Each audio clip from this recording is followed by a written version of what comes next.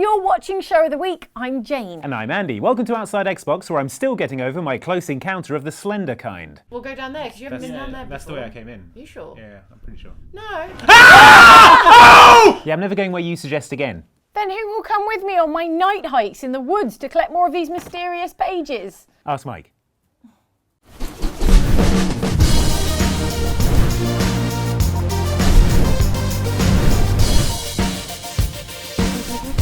Who did all these creepy child drawings? It's called fan art, Andy, and I worked very hard on it, thanks. Fine. While you've been wasting office stationery, I've been anything but stationary in Dishonored 2. Because I was moving around a lot. Your Majesty, we have an unexpected visitor. I wouldn't blame you if you didn't notice though, because I'm like a ghost infiltrating locations silently, delivering karmic punishment to the corrupt citizens of Karnaca, and then disappearing, leaving behind nothing more than a handful of empty sleep darts. Alright, I'm just gonna shoot you. Yeah, notice me all you want. You're out to beat. There we go. You can get out of here, tutorial. I will not be needing a combat tutorial because I won't be doing any combat. Mike, on the other hand, is like a Las Vegas firework display. Hello! But that's the brilliance of Dishonored 2. You can play it however you like, even if it's the canonically incorrect and wildly irresponsible Mike way. You have another choice to make too, in addition to your playstyle. That choice is whether you play as aging assassin Corvo with the cozy, familiar powers from the first game, or as his daughter Emily Caldwin, who has her own unique suite of horrifying supernatural abilities.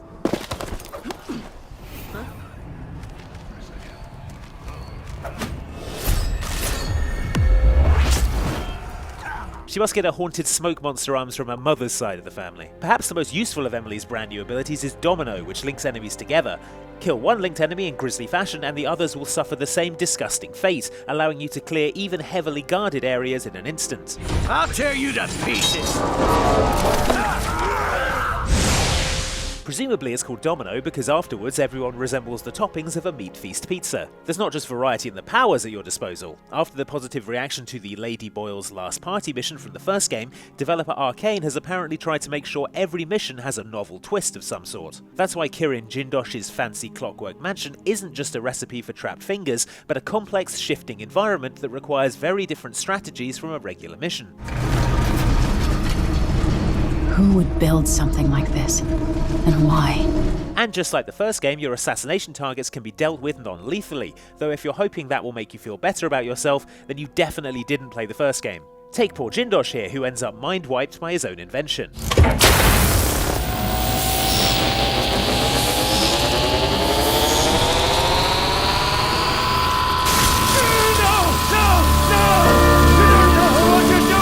Yikes. Oh well, look at it this way, at least he can experience Star Wars for the first time all over again. So that's Dishonored 2, a deliciously dark supernatural sneak 'em up that's shaping up to be an absolute peach, and proof that, with Corvo and Emily, the apple doesn't fall far from the tree. Sorry, I've just got fruit metaphors on the brain for some reason. Can't think why. Alright, I need to eliminate Jindosh and find Anton Sokolov.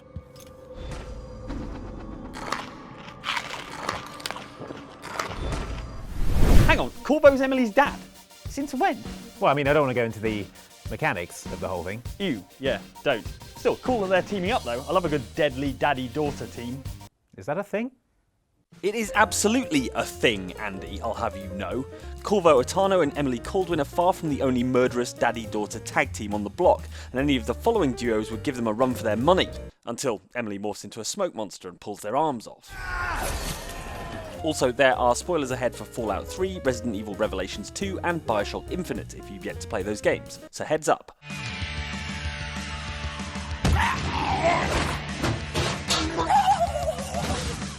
Multitasking teen heroine Juliet Starling has to juggle not only school stress, cheerleading and her decapitated boyfriend, but also her share of the family business. Hey, baby. Daddy! Incredibly, that family business isn't professional Elvis impersonation, but zombie hunting, in fact. Yeah! Kick some ass! Juliet's father, Gideon Starling, is an old pro at eradicating the undead, and Juliet has followed right in his bloody footsteps. Though while she mangles ghouls with a bedazzled chainsaw, Dad prefers an old-timey motorcycle. You know, to maintain his rockabilly vibe.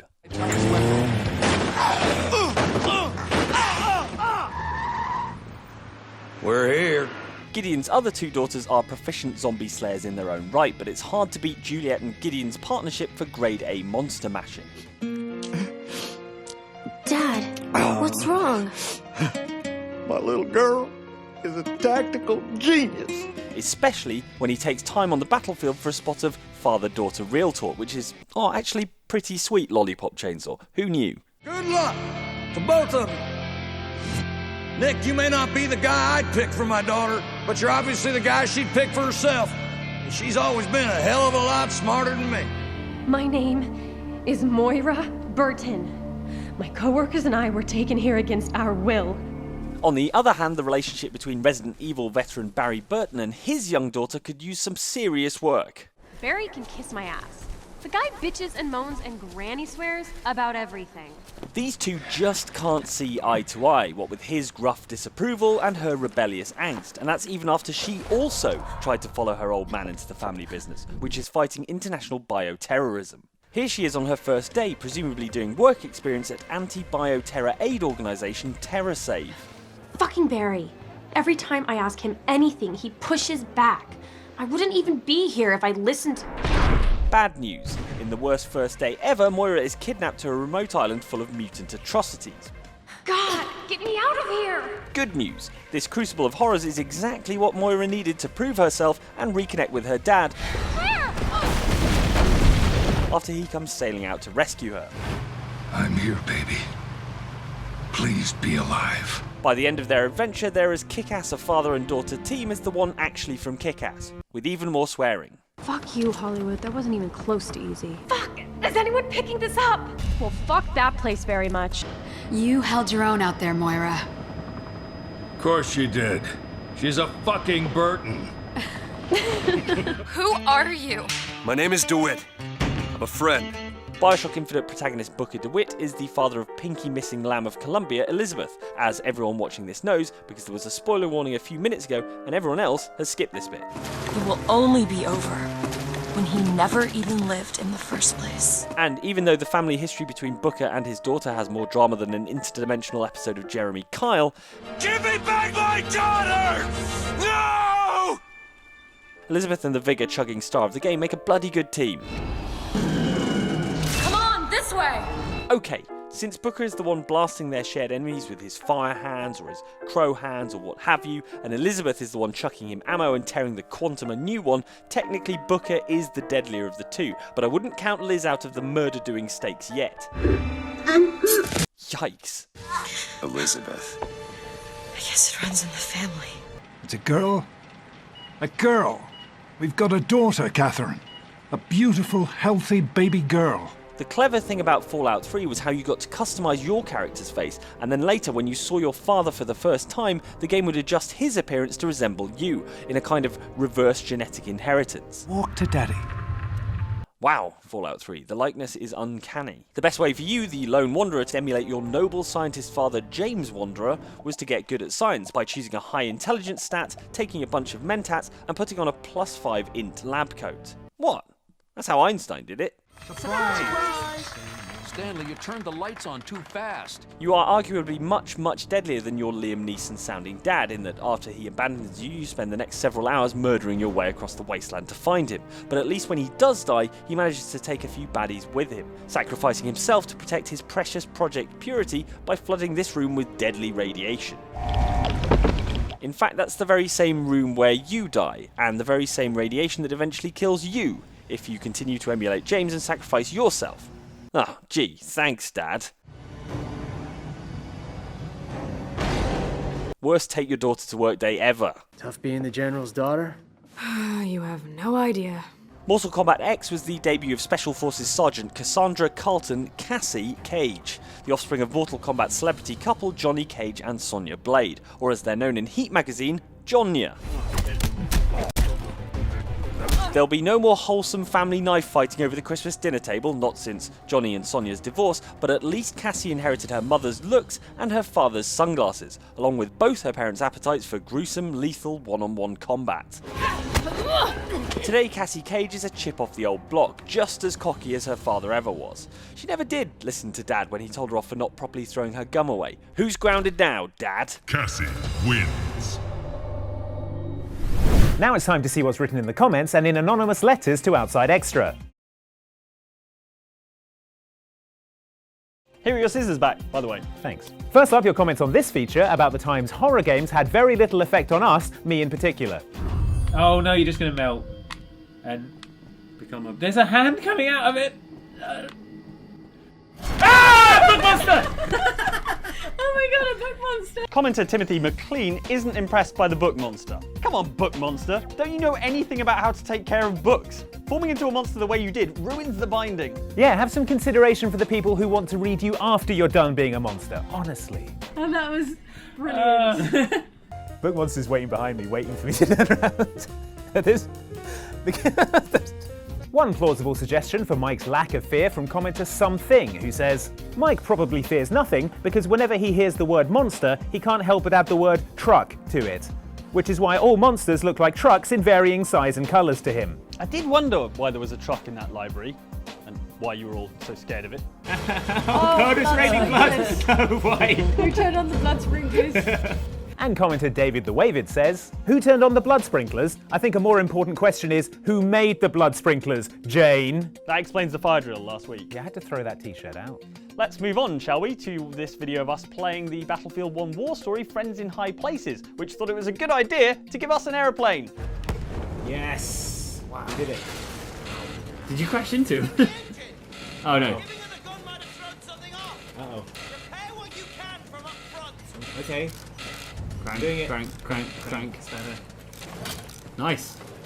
Commenter Anish Roy has some doubts about the authenticity of the aerial combat, saying, two planes collide mid-air, get the spanner out. I snaffed. There is nothing that spanner can't fix. Bit of repairing.